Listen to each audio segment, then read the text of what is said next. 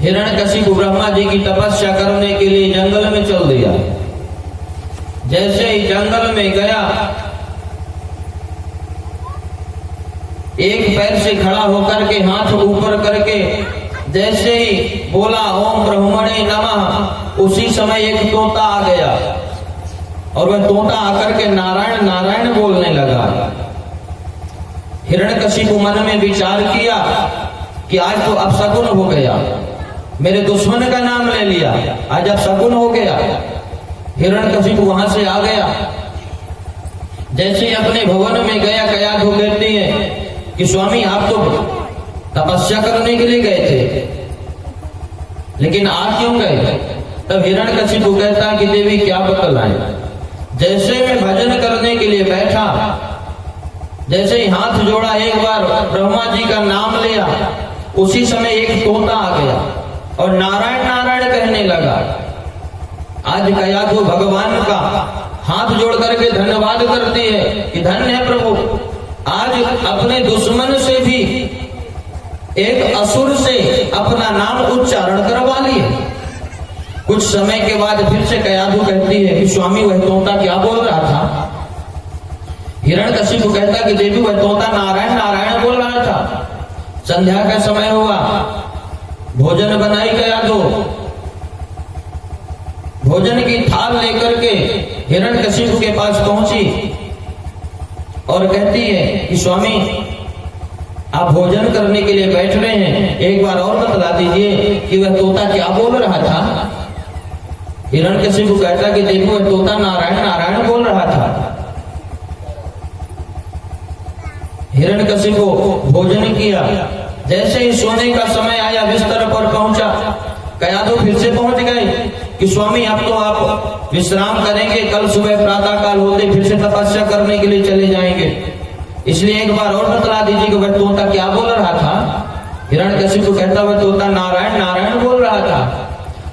आज कयाधु परमात्मा का धन्यवाद करती है और हिरण्यकशिपु के मुख से कयाधु पूरे 108 बार भगवान के मंगलमय नाम का उच्चारण करवा दिया, पूरे एक माला का जाप करवा दिया।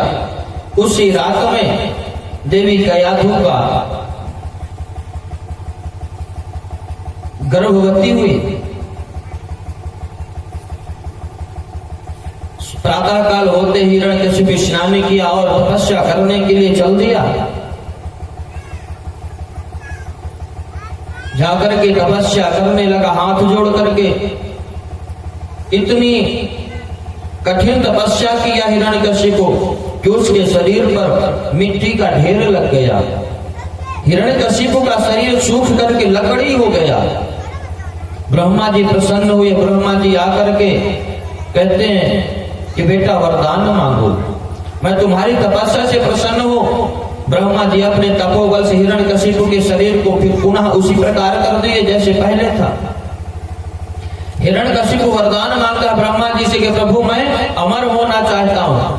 ब्रह्मा जी कहते हैं बेटा अमर तो हम खुद नहीं है, तो तुझे क्या आशीर्वाद दे दे? इसका नाम है मृत्यु लोक, जो यहाँ आता है उसकी मृत्यु निश्चित है। इस तरह से ब्रह्मा जी कहते हैं बेटा कोई दूसरा वरदान मांगो।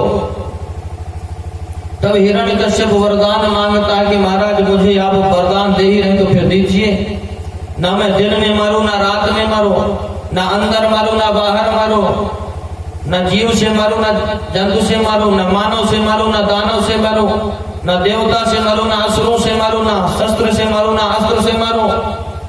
महाराज 12 महीने में किसी महीने में ना मरूं, आपकी बनाई हुई सृष्टि में किसी से भी ना मानो। इतने दुर्लभ दुर्लभ वरदान मांग लिए।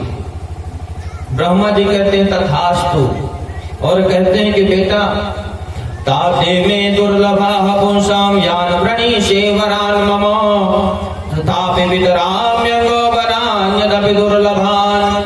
बेटा आज तुमने इतने दुर्लभ दुर्लभ वरदान मांगे हैं और तेरे जैसा वरदान मांगने वाला मैं अपने जीवन में पहली बार देख रहा हूं। लेकिन मैं तुझे इतने सारे वरदान इसलिए दे दिया कि तेरे जैसा तपस्या करने वाला भी इस दुनिया में कोई है नहीं। इसलिए मैं तुझे इतने सारे वरदान दे दिया। ब्रह्मा जी से वरदान लेकर के हिरण्यकश्यप प्रसन्न होकर के चल दिया। अब तो मन में विचार किया कि मैं ब्रह्मा जी के द्वारा बनाई गई सृष्टि से मरूंगा ही नहीं, यानी अमर हो गया। अब मुझे कोई मार नहीं सकता। गदा लेकर के चल दिया दिग्विजय करने के लिए। इंद्र को वैकुंठ गया, इंद्र को बंदी बनाया।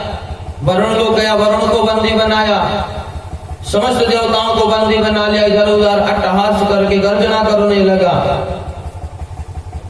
कालांतर में हिरण्यकशिपु के यहाँ 4 संतान हुए, 4 बेटा हुए, आहलाद, अनुहलाद, संहलाद और प्रहलाद। इसमें सबसे छोटे बेटे का नाम हुआ प्रहलाद जी। प्रहलाद जी कैसे थे? ब्राह्मण्यासीन संपन्ना सत्यसंधो जितेंद्रियः।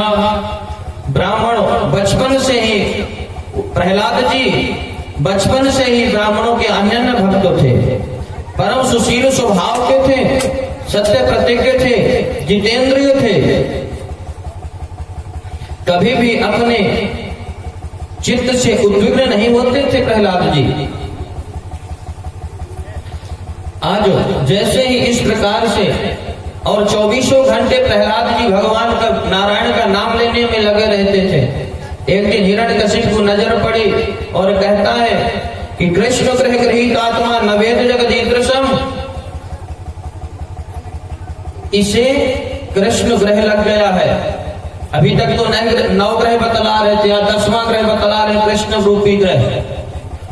और कहते कृष्ण रूपी ग्रह के लक्षण क्या होते हैं, पता कैसे चले कि हमें कृष्ण रूपी ग्रह लग गया है? तो लक्षण बतलाते हैं कि जिसके जीवन में कृष्ण रूपी ग्रह लग जाता है वह पागलों की तरह इधर उधर घूमने लगता है।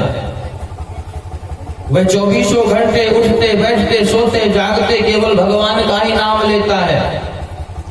प्रहलाद जी कुछ बड़े हुए, विद्यालय में एडमिशन करवाने के लिए प्रहलाद जी को लेकर के गया। हिरण्यकशिपु एक विश्वविद्यालय खोल करके रखा था, उसका नाम था हिरण्यकशिपु दानव विश्वविद्यालय। यहाँ केवल दानवों के ही पुत्र पढ़ा करते थे और दानवों को आसुरी शिक्षा दी जाती थी। हिरण्यकशिपु छोड़ करके आ गया। प्रहलाद जी सुंदर विद्यालय में रहने लगे, गुरुकुल में। उस विद्यालय के प्राचार्य जी थे संडावर्ग जी। कुछ दिन के बाद हिरण्यकशिपु के मन में विचार हुआ कि मैं चल करके अपने पुत्र प्रहलाद को देखूं। काफी समय हुआ, हमारे पुत्र की पढ़ाई लिखाई कैसे चलती है। एकदा सुरराट पुत्र मंगमारोप्य पांडव पप्रक्ष कथ्यतामच्चो मन्यते साधु यद भवान। जैसे ही हिरण्यकशिपु विद्यालय में पहुंचा, प्रहलाद जी को पता चला। प्रहलाद जी को जैसे ही पता चला कि हमारे पिताजी आए, खुशी से झूमने लगे प्रहलाद जी। अपने पिताजी के पास पहुंचे प्रहलाद जी। जैसे पिताजी प्रहलाद जी को देखे तो अपनी गोद में उठा लिए और कहते हैं, पुत्र पढ़ाई लिखाई कैसे चल रही, ठीक चल रही है? प्रहलाद जी कहते हैं, पिताजी पढ़ाई लिखाई बढ़िया चल रही है। हिरण्यकशिपु कहता है कि पुत्र आज तक तुम्हें कितने पाठ पढ़ाए गए? कहते हैं, पिताजी आज तक हमने बहुत सारे पाठ पढ़ लिए। तब हिरण्यकशिपु कहता है कि पुत्र तुमने अपने जीवन में आज तक जितने भी पाठ पढ़ाए गए हो तो मुझे एक पाठ सुना दो, जो तुमसे सबसे अच्छा पाठ मानता हो उसी पाठ को सुना दो। प्रहलाद जी कहते, पिताजी मैंने अपने जीवन में एक पाठ बहुत सुंदर याद किया है। हिरण्यकशिपु प्रसन्न हो गया। हिरण्यकशिपु कहता, बेटा सुनाओ।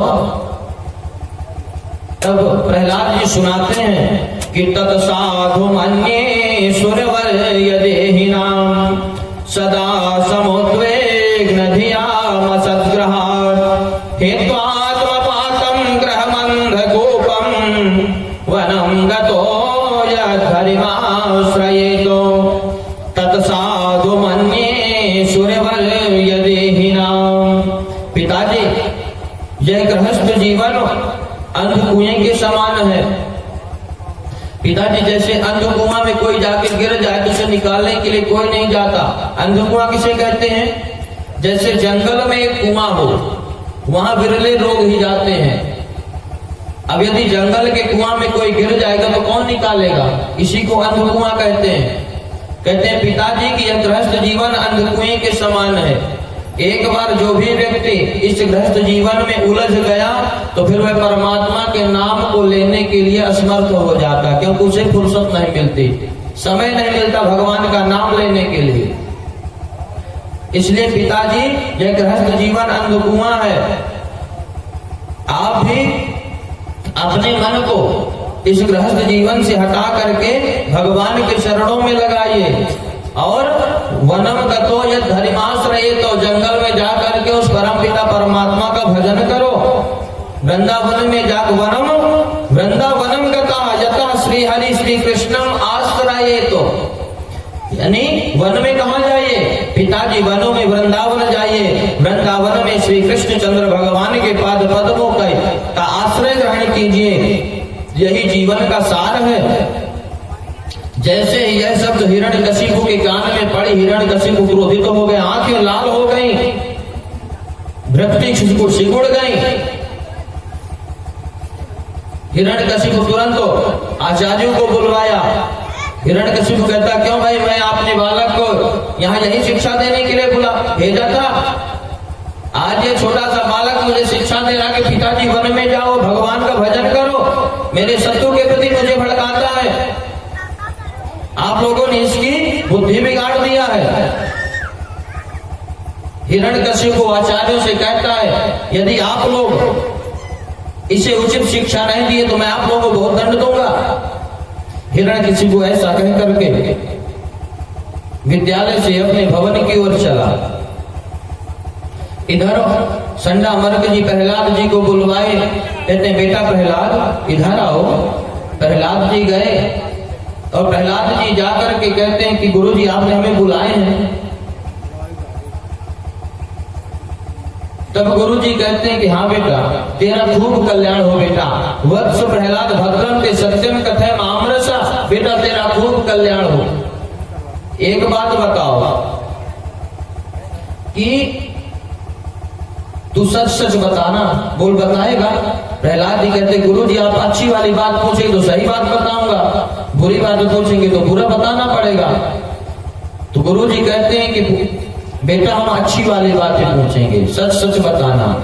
तू ये बता कि तुझे ऐसी शिक्षा कौन देता है जो तू अपने पिता को सुनाता है?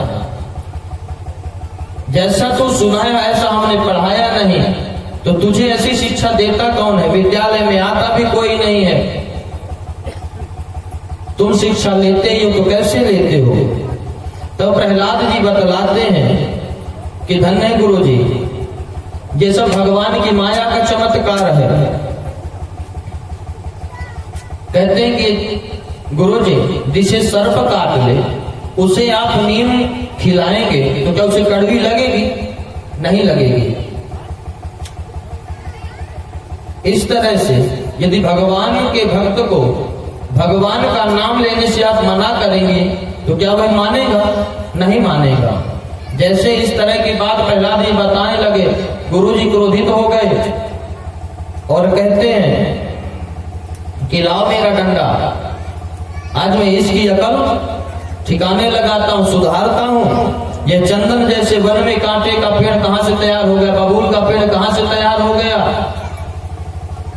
आज संडा मर्ग जी प्रहलाद जी को बहुत डांटे। कहते हैं आज यह गुरुजी नहीं डांट रहे हैं, आज है अध्यापक डांट रहे हैं। अध्यापक और गुरुजी में अंतर होता है। जो बालक को उचित शिक्षा दें, अपना हित ना देखे, अपना स्वार्थ ना देखे, वह गुरुजी होते हैं। और जो अपना स्वार्थ देते हैं, बालकों को उचित शिक्षा नहीं देते, वह अध्यापक होते हैं। एक बहुत प्रचलित बात है अपने क्षेत्रों में कि कहीं विद्यालय में एक अध्यापक जी पढ़ा रहे थे, प्राचार्य जी आए चेकिंग करने के लिए। उसी समय अध्यापक जी पढ़ा रहे थे कि बेटा नर्मदा नदी स्कूल के पीछे से निकलती है। प्राचार्य जी सुने, क्यों भाई नर्मदा नदी कहां से निकलती है, आप क्या पढ़ा रहे हैं?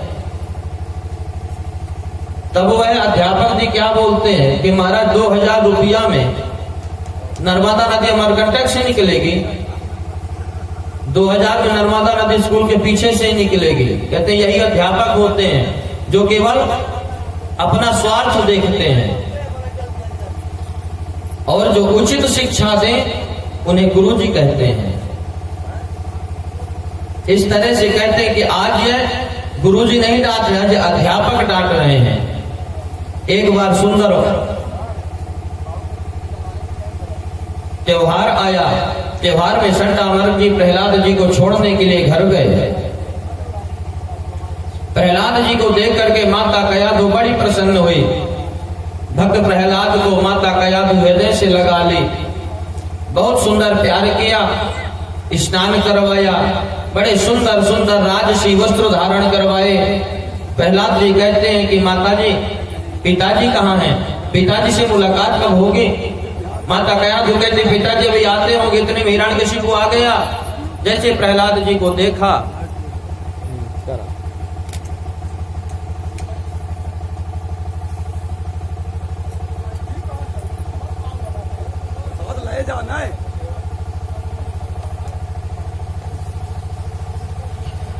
जैसे हिरण्यकशिपु प्रहलाद जी को देखा बहुत प्रसन्न हुआ, प्रहलाद जी को गोद में उठा लिया। फिर से आज हिरण्यकशिपु वही बात पूछता है कि पुत्र आज तो काफी समय हो गया विद्यालय में रहते रहते, अब तो काफी बहुत सारे पाठ पढ़ लिए होंगे। तब प्रहलाद जी कहते पिताजी अब तो हमने 9 पाठ पढ़ लिए हैं, बढ़िया सुंदर सुंदर पाठ है। हिरण्यकशिपु कहता बेटा सुनाओ। आज प्रहलाद जी अपने पिता हिरण्यकशिपु को पूरी 9 भक्ति सुनाने लगते हैं। श्रवणम कीर्तनम विष्णु स्मरणम पाद सेवनम अर्चनम वंदनम दास्यम शंखमात्म निवेदनम इति पुंसार्पिता विष्णु भक्तिश्चे नवलक्षणा प्रेते भगवत्यथा तन्मन्यधेतमुत्तमम्। प्रहलाद जी कहते हैं पिताजी श्रवणम, सबसे पहले भगवान की कथा श्रवण करो। जब आप ज्यादा से ज्यादा भगवान की कथा श्रवण करोगे तब कीर्तनम, भगवान की कीर्ति को गाओ। फिर विष्णु, भगवान विष्णु की कीर्ति का बखान करिए। स्मरणम, भगवान विष्णु का स्मरण करिए अपने हृदय में। फिर पाद सेवनम, भगवान के स्वरूप की सेवा करिए। सुंदर भगवान के चरण धोइए, चरणामृत का पान कीजिए, भगवान की सुंदर 1650 से पूजन करें, वंदन करें और अपने आप को भगवान का दास मान करके भगवान के चरणों में आत्मसमर्पण कर। इस प्रकार से प्रहलाद जी अपने पिता हिरण्यकशिपु को पूरी 9 भक्ति के लक्षण बतलाते हैं कि पिताजी अपने जीवन में भक्ति करना चाहिए। वहीं पर संता मर्ग जी खड़े थे, जैसे इस प्रकार से प्रहलाद जी बता रहे थे, संता मर्ग जी थर थर थर थर कांपने लग गए कि अब आज ना जाने क्या होने वाला है। हिरण्यकशिपु कहता है कि क्यों भाई, यही शिक्षा नीति चलती है, यही पढ़ाने के लिए मैं बालक को भेजा था। आज संता मर्ग जी कांपने लगे, कान पकड़ करके कहते हैं कि स्वामी न मत प्रणीतम न पर प्रणीतम सुतो वदते शतवेन्द्र शत्रु नैसर्गिकीयं मतिरस्य राजन् निरक्षमन्युं कददा स्ममानः न मत प्रणीतम न पर प्रणीतम। स्वामी ये तो हमें नहीं पता इसकी बुद्धि कैसे है, न हमने पढ़ाया न किसी और ने पढ़ाया, हमें तो ऐसा लगता कि ये पहले से ही पढ़ा पढ़ाया जन्म लिया है। आज इस तरह से कान पकड़ करके कहते हैं, हिरण्यकशिपु कहता है ये तो बड़ा भयंकर भारी रोग लग गया है इसे, इस रोग को तुरंत समाप्त करना पड़े, क्योंकि यह रोग कैंसर की तरह होता है, धीरे धीरे फैलने लगता है।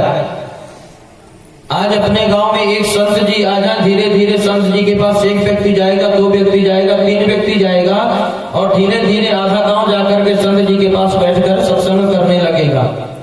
आज हिरण्यकशिपु कहता है ये बड़ा भारी रोग कैंसर का रोग है, यदि किसी अंग में हो जाए तो उस अंग को काट करके फेंक देना चाहिए, नहीं तो धीरे धीरे पूरे शरीर में यह रोग हो जाएगा। तुरंत सैनिकों को बुलाया, आदेश दिया जा करके प्रहलाद को समुद्र में फेंक दो। सैनिक आए, प्रहलाद जी को लेकर के समुद्र में गए, समुद्र में फेंक दिए। लहरों ने भगवान नारायण का नाम लेते रह गए प्रहलाद जी। लहरों ने प्रहलाद जी को समुद्र के किनारे ला करके लगा दिया। प्रहलाद जी उठ करके फिर से आ गए, फिर वही भगवान का भजन करने लग गए। फिर से हिरण्यकशिपु को आदेश दिया, मतवाले हाथियों को मदिरा पान करवा करके हाथियों से इसे कुचलवाओ। सैनिक लेकर के गए, मदांत हाथियों के पैरों के तले प्रहलाद जी को दबा दिए। फिर भी प्रहलाद जी भगवान नारायण का नाम लेते लेते बच गए।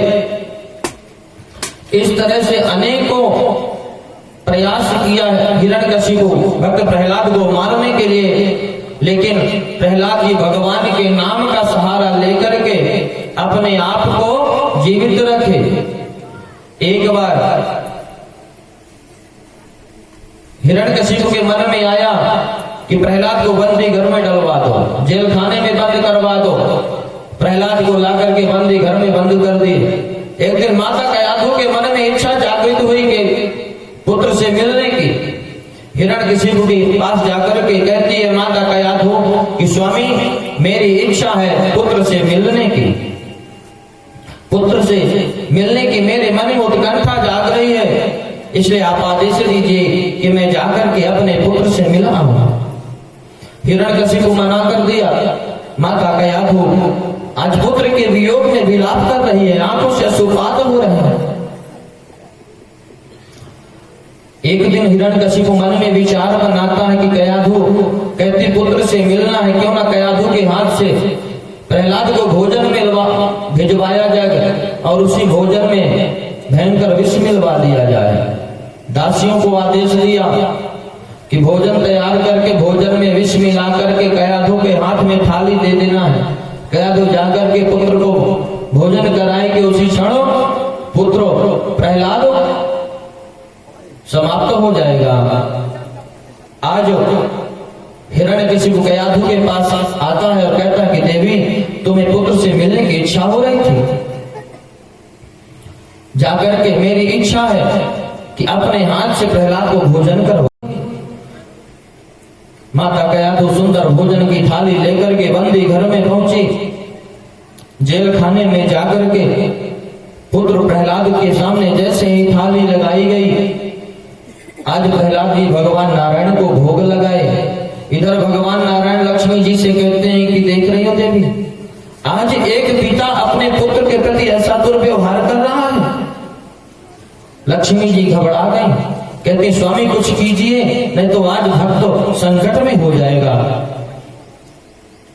भगवान नारायण भोलेनाथ का ध्यान किए, कहते हैं प्रभु भोलेनाथ आप जाकर के उस विष से हमारे भक्त प्रहलाद की रक्षा कीजिए। मानो आज भगवान भोलेनाथ आए और पहले उस विष का पान कर लिए, उसके बाद प्रहलाद उस भोजन को पा लिए।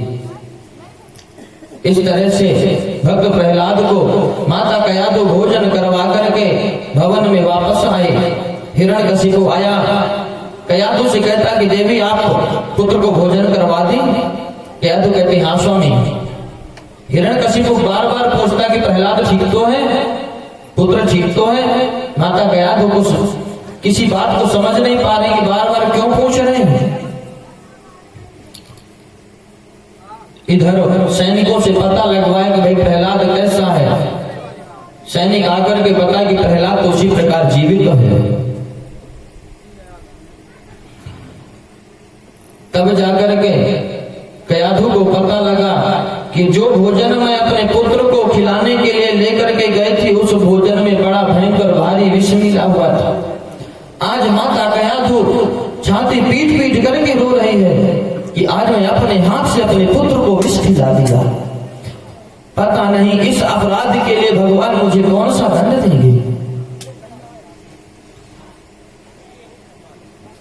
आज माता कयाधु के आंखों से केवल अश्रुधारा ही बहती है। इतने में होली का त्योहार आया। कुछ समय के बाद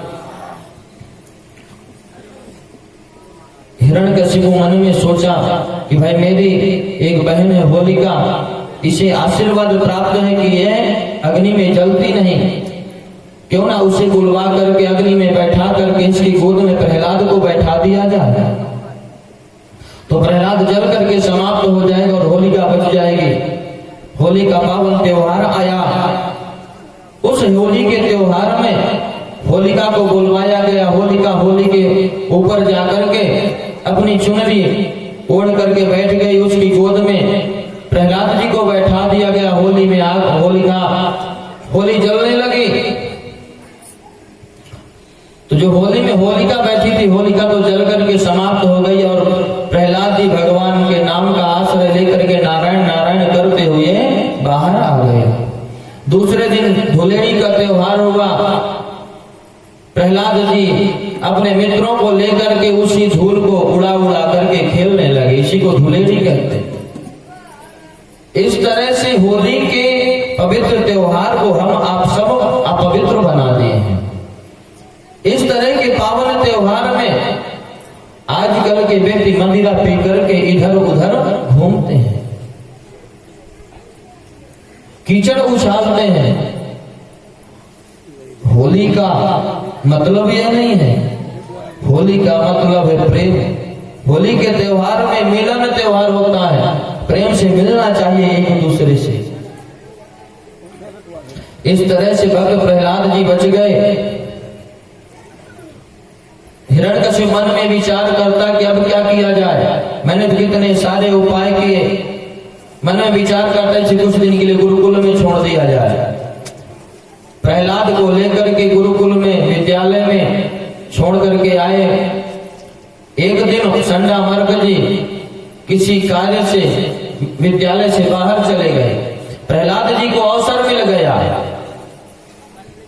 आज विद्यालय में कोई नहीं है। भक्त प्रहलाद के मित्र आए और कहते हैं कि भैया प्रहलाद ये बताओ कि जो बात तुम गुरुजी से बतलाते हो, जो बात अपने पिताजी से बतलाते हो, यह बात ना गुरुजी पढ़ाते हैं ना कोई आकर के और भी पढ़ाता है, लेकिन तुम्हें यह बात पता कहां से चलती है।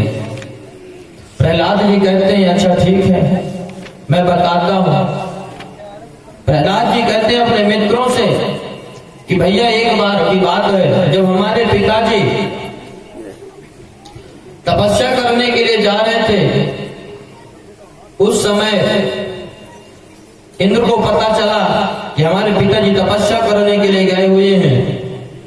इंद्र आया और हमारी माता कयाधु का हरण करके ले जा रहा था। उसी समय नारद जी आए और नारद जी मेरी माता कयाधु को लेकर के अपने कुटिया में चले गए। उस समय मेरी माता गर्भवती थी, मैं मां के गर्भ में था। मेरी मां नारद जी के कुटिया में रह करके सत्संग सुना करती थी, साधु संतों की खूब सेवा किया करती थी। और जब सत्संग होता था तो मैं मां का गर्भ से उस सत्संग को सुना करता था और आज उसी सत्संग का प्रभाव मेरे जीवन में है। तब प्रहलाद के मित्र कहते हैं कि भैया भक्ति करने की इच्छा तो हमारे मन में भी होती है, लेकिन तुम्हारे पिताजी से हमें बहुत डर लगता है। भक्त प्रहलाद कहते हैं कि मेरे पिता से डरने की कोई बात नहीं है। मैं डरता हूं, मैं तो उसी प्रकार नाम लेता हूं, लेकिन मैं तो नहीं डरता। तो जिस प्रकार से मेरी रक्षा भगवान करते हैं, उसी प्रकार से आप सबकी भी रक्षा भगवान करेंगे। डरने की कोई बात नहीं है। तब कहते हैं ठीक है भैया बताओ क्या करना पड़ेगा। तब कहते हैं प्रहलाद जी कि भैया यदि भगवान में मन लगाना तो सबसे पहले भगवान का कीर्तन करना चाहिए।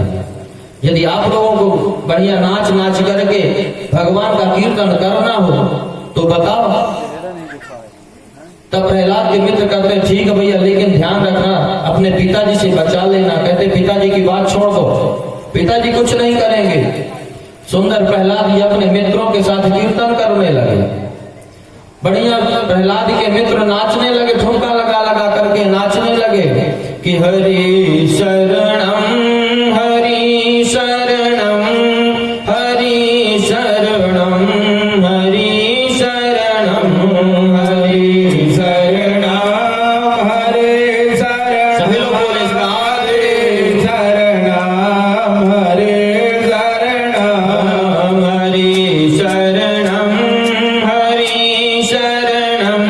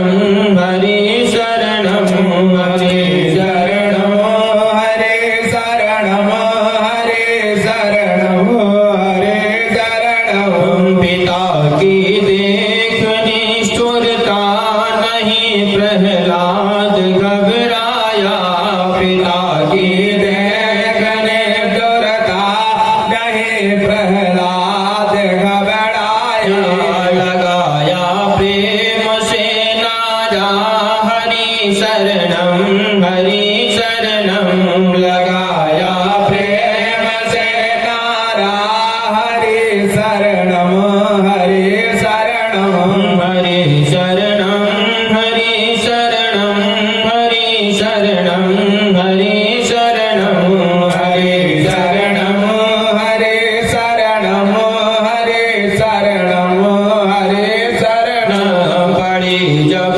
भीड़ भक्तों पर हुई जब धर्म की हानि बड़ी जब भीड़ भक्तों पर हुई जब धर्म की हानि तभी यह मंत्र उच्चारा हरि शरणं हरि शरणं तभी यह मंत्र उच्चारा हरे शरणं हरे शरणं यही एक मंत्र है प्यारा हरि शरणं हरि शरणं यही एक मंत्र है प्यारा हरे शरणं हरे शरणं हरि शरणं हरि शरणं हरि शरणं हरि शरणं हरे शरणं हरे शरणं हरे शरणं हरे शरणं इसी प्रकार से कीर्तन चल रहा था।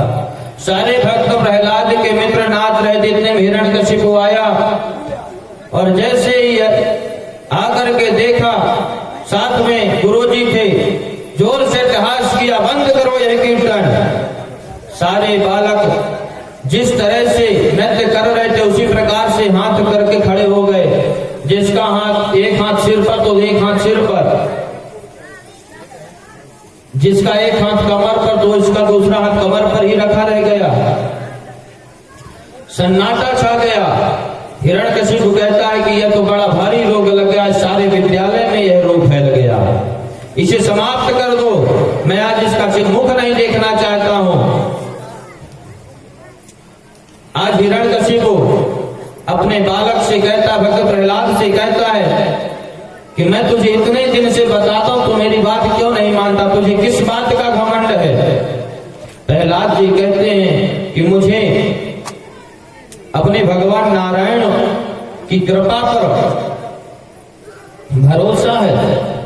जैसे ही नारायण का नाम सुना, हिरण्यकशिपु प्रहलाद जी पर गालियों की बौछार लगा दिया कि हे दुर्विनीत मंदात्मक कुल भेद कराधम स्तब्धम अक्षासनो दूत नेशेत्वादिजमक्षयम्।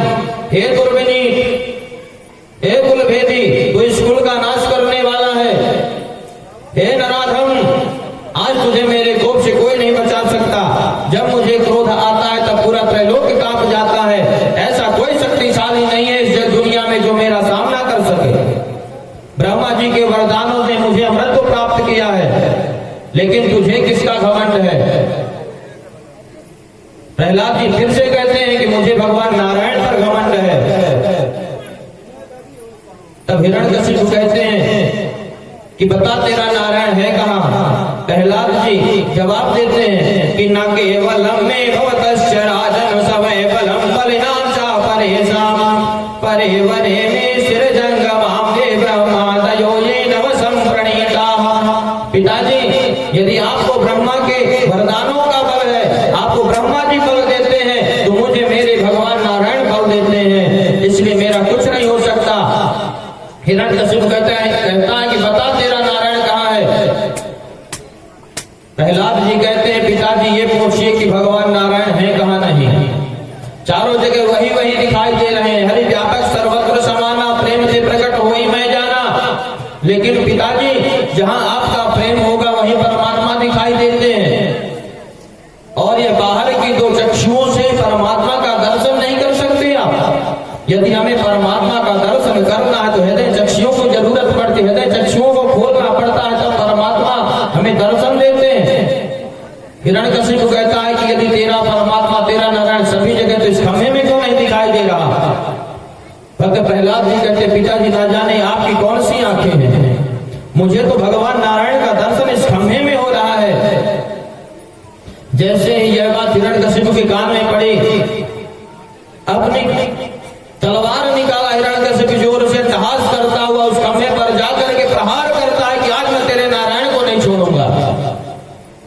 जैसे ही प्रहार किया, उस खम्भे से नरसिंह भगवान प्रकट हो गए। गगड़ गड़ानो खम्भ फाटो चरानो, निकसो नर नाहर को रूप अति भयानक है। गगड़ गड़ावे दसन जीव लप लपावे, चितवत सरोज मानो अंग जात खानो है। अट्टहास करते हुए भगवान नरसिंह भगवान प्रकट हो गए। बोले नरसिंह भगवान की, भक्तवत्सल भगवान की। ठीक 12 बजे दोपहर में नरसिंह भगवान प्रकट हुए। हिरण्यकशिपु और नरसिंह भगवान में युद्ध होने लगा। बड़ा भयंकर भारी विशाल युद्ध हुआ। हाथ से हाथ और एड़ी से एड़ी मिलाकर के युद्ध चलने लगा। जैसे ही संध्या का समय आया, नरसिंह भगवान हिरण्यकशिपु को अपने गोद में ले जाकर के सीधे बीच देहरी पर बैठ गए। कहते हैं कि तूने मेरे भक्त प्रहलाद पर बहुत अत्याचार किया है, आज मैं तुझे मार करके अपने भक्त प्रहलाद की आत्मा को शांति दूंगा। हिरण्यकशिपु कहता है कि महाराज मुझे कोई नहीं मार सकता, मैं अमर हूं, मुझे ब्रह्मा जी का वरदान मिला है। ना मैं दिन में मरूं, ना रात में मरूं, ना अंदर मरूं, ना बाहर मरूं, न मानव से मरूं, न दानव से मरूं, न जीव से मरूं, न जंतु से मरूं, और ब्रह्मा जी की बनाई हुई किसी सृष्टि से ना मरूं। नरसिंह भगवान कहते, देख ले मूर्ख, मुझे ब्रह्मा नहीं बनाया, ब्रह्मा को मैं बनाया हूं। और देख ले, ना मैं जानवर हूं, ना मनुष्य हूं, ना दानव हूं। तुझे मारने के लिए अस्त्र शस्त्र की भी जरूरत नहीं है, तुझे मारने के लिए मेरे नाखून बहुत है। और देख ले, तू ना अंदर है, ना बाहर है, बीच देहरी में है, ना दिन का समय, ना रात का समय, संध्या का समय है। 12 महीने से एक भी महीना नहीं है। तेरे लिए मैंने स्पेशल 13वें महीने का निर्माण किया, मलमास का, पुरुषोत्तम मास। इस तरह से ब्रह्मा जी के समस्त वरदानों का मान रखते हुए आज हिरण्यकशिपु के वक्षस्थल को नरसिंह भगवान अपने नाखूनों से विदीर्ण कर दिए। इस तरह से हिरण्यकशिपु का अंत हुआ। नरसिंह भगवान हिरण्यकशिपु की आंखों का माला पहन लिए। आज भगवान रक्त रंजित, भगवान के रक्त रंजित कर कमलों को जब ब्रह्मा जी इत्यादि देवता देखते हैं, तब थर थर कांपने लगते हैं। नरसिंह भगवान जोर जोर से गर्जना करते हैं। इधर जहां ब्रह्मादिक देवताओं को हिरण्यकशिपु के मरने का हर्ष है, आनंद है, इधर भगवान नरसिंह के क्रोध का उतना डर भी है। डरते डरते भगवान ब्रह्मा जी नरसिंह भगवान के सामने स्तुति करते हैं कि न तो उसमें नंताय दुरंत सक्तये विचित्र वीर्याय पवित्र कर्मणे विश्वस्य सर्ग स्थिति संयमानो गुणैषु लीलया संदर्भे व्ययात्मने न तो उसमें नंताय दुरंत सक्तये। हे प्रभु, आपकी शक्तियां अनंत है, हम आपकी अनंत शक्तियों को बारंबार प्रणाम करते हैं, आपके पवित्र कार्यों को प्रणाम करते हैं। प्रभु, जैसे ही ब्रह्मा जी इस प्रकार से स्तुति करते हैं, नरसिंह भगवान जोर से अट्टहास के ब्रह्मा जी तो दूर भागते हुए दिखाई दिए। भगवान भोलेनाथ आए, स्तुति करते हुए भगवान भोलेनाथ भी दूर चले गए।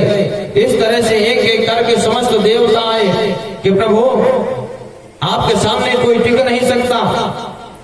जैसे ही देवता इतना बोले, नरसिंह भगवान जोर से गर्जना कि यह भी भागते हुए नजर आए। जैसे ही मनु लोग आए, मनु लोगों से भगवान पूछते, भाई आप लोग कौन हो? वह भी डर करके बोले कि मनवो वयम तो निदेश कारिणा, हम तो आपकी आज्ञा का पालन करने वाले मनु लोग हैं। भगवान फिर से जोर से अट्टहास गर्जना की, यह भी दूर खड़े हुए नजर आए। गंधर्व आए, कहते वयम भी बोलते नटनाट्य गायिका, प्रभु हमारा तो काम ही कला दिखाना, नाचना गाना नरसिंह भगवान इन्हें भी भगा दिए। अब सारे देवता चिंतित हो गए कि आज नरसिंह भगवान का क्रोध शांत नहीं हो रहा, क्या किया जाए। ब्रह्मा जी के मन में एक युक्ति आई कि यदि पति देव कितने भी क्रोधित हो, यदि सामने देवी जी पहुंच जाए तो पति देव का सारा क्रोध शांत हो जाता है। सो वैकुंठ गए लक्ष्मी जी के पास। लक्ष्मी जी से कहते हैं कि देवी आज आपके स्वामी बहुत क्रोधित है, चल करके उनको मनाइए। लक्ष्मी जी कहती है हमारे स्वामी कभी क्रोध आता नहीं है। ब्रह्मा जी कहते चल करके देखिए तो लक्ष्मी जी सुंदर साड़ी पहनी, सोने की थाली में दीपक लगाई और दीपक लेकर के बढ़िया छम छम करते हुए चल दी वैकुंठ से नरसिंह भगवान के पास। जैसे लक्ष्मी जी आरती उतारने के लिए भगवान के सामने पहुंची, नरसिंह भगवान जोर से गर्जना की। लक्ष्मी जी कान में हाथ लगाई और भागते हुए दिखाई दी। अब ब्रह्मा जी मन में विचार करने लगे क्या किया जाए। तब ब्रह्मा जी सोचते हैं कि आज भगवान जिसके कारण क्रोध में आए उसी को सामने किया जाए, शायद क्रोध शांत हो जाए। आज ब्रह्मा जी प्रहलाद जी को अपने भगवान के सामने ले जाकर के खड़ा किए। जैसे ही प्रहलाद जी भगवान के पास पहुंचे, भगवान के चरणों में साष्टांग दंडवत प्रणाम किए। प्रहलाद जी भगवान के मुख पर आज दृष्टि नहीं डाल रहे, आज भगवान के चरणों पर दृष्टि डाल रहे प्रहलाद जी। क्यों? क्योंकि भगवान की कृपा शक्ति चरणों में ही विद्यमान होती है, और जहां चरण का स्पर्श हुआ स्वयं प्रहलाद जी के शरीर में कृपा शक्ति जागृत हो गई। स्वपादम मूले पतितम तमरभकम विलोक्य देवा कृपया परिप्लुता काला विद्राधियाम गदा भयम। स्वपाद मूले पतितम तमरभकम। भगवान के चरणों में इतनी शक्ति होती है कि एक पतित को भी, एक अभिमानी को भी भगवान अपना भक्त बना लेते हैं। आज जैसे ही प्रहलाद जी भगवान के चरणों पर साष्टांग दंडवत प्रणाम कर रहे थे, भगवान अपने हाथों से, अपने कर कमलों से भक्त प्रहलाद को उठा करके गोद में बैठा अपनी जीवा से चाटने लगे। कैसे चाटने लगे? जैसे हाल की ब्याई हुई गाय अपने बछड़े को चाटती है, इस प्रकार से नरसिंह भगवान अपने पुत्र प्रहलाद को चाट रहे हैं और कहते हैं कि बेटा मुझे माफ कर देना, मेरे विलंब से आने के कारण तुझे इतना कष्ट उठाना पड़ा है, इसलिए मेरे अपराध को क्षमा कर देना। आज भगवान हाथ जोड़ करके एक भक्त से माफी मांग रहे हैं। आज प्रहलाद जी भगवान की सुंदर स्तुति करते हैं कि ब्रह्मा दया सुरगणा मुनयो तसिद्धा सत्वैकतानमतयो वचसां प्रवाहै नाराधितुं गुरुगुणैरधुनापि विप्रो किं तोष्टुमर्हति समे हरिरोग्रजाते। ब्रह्मा दया सुरगणा मुनयो तसिद्धा। हे प्रभु, समस्त ब्रह्मादिक देवता, बड़े बड़े सिद्धि मुनि, गंधर्व, ऋषि, महात्मा जो परम सात्विक देव हैं, जो धारा प्रवाह वेद मंत्रों से, वैदिक मंत्र छंदों से प्रभु आपकी स्तुति करते हैं, और आपके क्रोध में न्यूनता नहीं आई।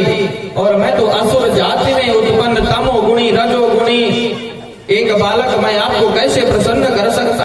नरसिंह भगवान प्रहलाद जी से कहते हैं कि मेरी कृपा स्वतंत्र होती है, मैं जिसके ऊपर अनुग्रह करना चाहता हूं उसी को मेरी कृपा मिलती है।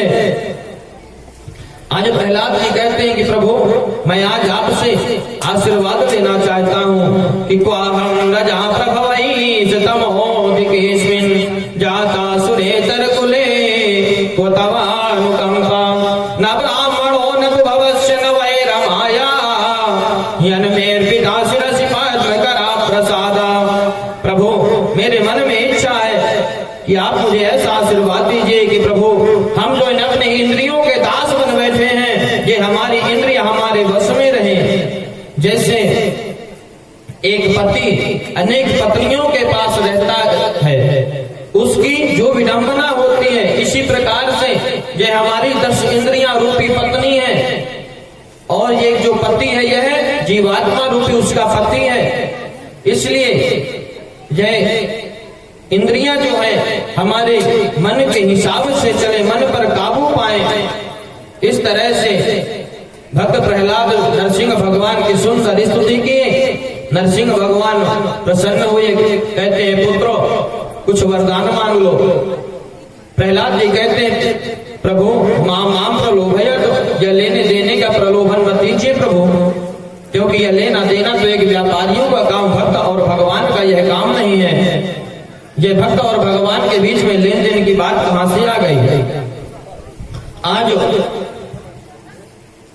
नरसिंह भगवान कहते हैं प्रहलाद से कि भक्त प्रहलाद आज तू वरदान मांग ले और तुझे वरदान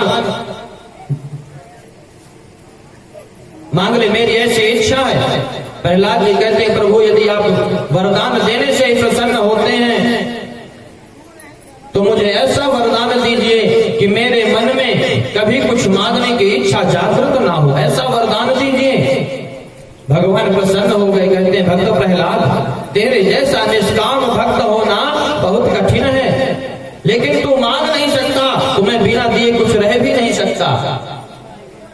प्रहलाद को ले जा करके पिता के सिंहासन पर बैठाते हैं, राज्याभिषेक करते हैं और कहते हैं कि तू एक मनवंतर तक राज्य कर, अपने शुभ अशुभ कर्मों को भोगने के बाद आकर के मेरे नित्य पार्षद बन जाओ।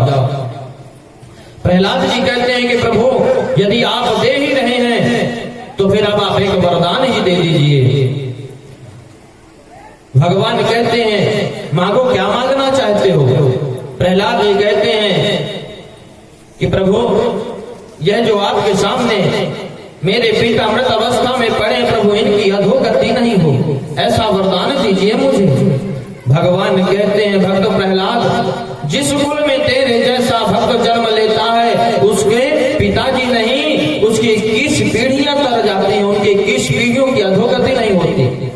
7 पीढ़ियां तुम्हारे पक्ष की, 7 पीढ़ियां मां के पक्ष की और 7 पीढ़ियां दादी के पक्ष की। इसलिए भक्त प्रहलाद उसकी 21 पीढ़ियों की अधोगति नहीं होती जिस कुल में तेरे जैसा भक्त जन्म लेता है। चलो चल करके अपने पिता का प्रेत कर्म कर, गुरु तुम प्रेत कार्याणी पितु कूटस्य सर्वशः। यदि अपने पिता को एक पुत्र अंतिम संस्कार करता, प्रेत कर्म करता है, यह पुत्र का सौभाग्य होता है। इस तरह से जैसे ही प्रहलाद अपने पिता का प्रेत कर्म करने के लिए आगे बढ़े, ब्रह्मा जी प्रकट हो गए, प्रणाम करने लगे, भगवान की दिव्य स्तुति करते हैं। दिष्टाते नेता पापो लोक संतापनो सुरहा, हे प्रभु आप यह इस असुर को मार करके सारे देवताओं का दुख दूर कर दिए हैं, यह देवताओं पर आपने बड़ा भारी अनुग्रह कर दिए। नरसिंह भगवान ब्रह्मा जी को डांटते हुए कहते हैं खबरदार यदि आज के बाद किसी दैत्य को इस तरह के वरदान दे दिए।